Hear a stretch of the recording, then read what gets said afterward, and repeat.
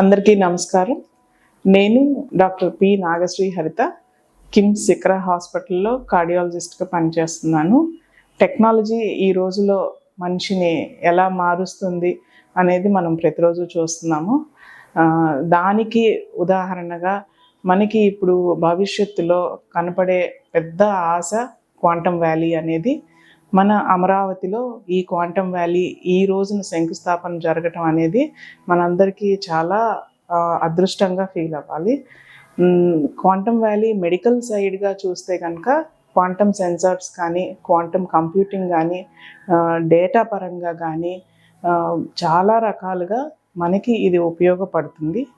ఇది టెక్నాలజీ వాడటం వల్ల మనం మెషినరీ ఇన్వెంట్ చేయటంలో కానీ, ప్రెసిషన్ డ్రగ్స్ ఇన్వెంట్ చేయడంలో కానీ, వీటన్నిటిలో డెఫినెట్గా ఆంధ్రప్రదేశ్ ముందుంటుంది.